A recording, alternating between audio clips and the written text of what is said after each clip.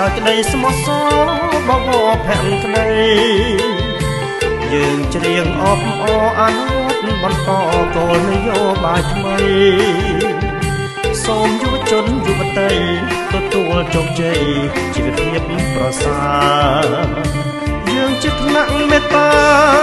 ថ្នាក់ករុណារួមបញ្ចូលគ្នាយុវជនស្ម័គ្រចិត្តមកពីគ្រប់ឆ្ងាយចិត្តចុះកម្មសិក្សា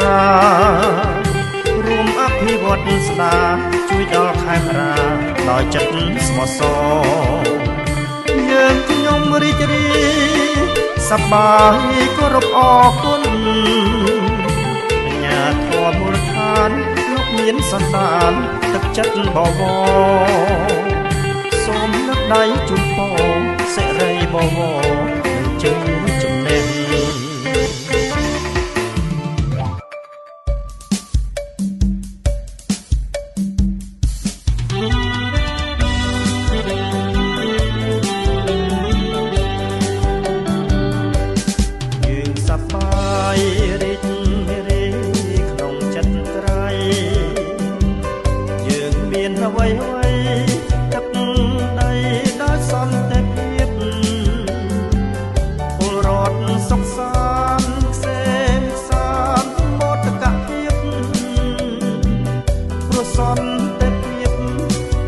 រំបាន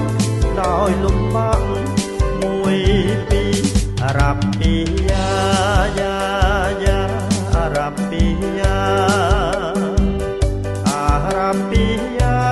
យ៉ាយ៉ាអារ៉ាប់ពីយ៉ាអារ៉ាប់ពីយ៉ាយ៉ាយ៉ាអារ៉ាប់ពីយ៉ាអារ៉ាប់ពីយ៉ាអារ៉ាប់ពីយ៉ាអារ៉ាប់ពីយ៉ាមួយពីរបញ្ចចរយុទ្ធសាស្ត្ររាជរដ្ឋាអភិវឌ្ឍស្ដារគ្រួសារប្រជាពលរដ្ឋមនុស្សទឹកភ្លើងផ្លូវបច្ចេកវិទ្យាទៀងទាត់មូលដ្ឋានជនបទប្រជាពលរដ្ឋរាជអារ៉ាប់ពី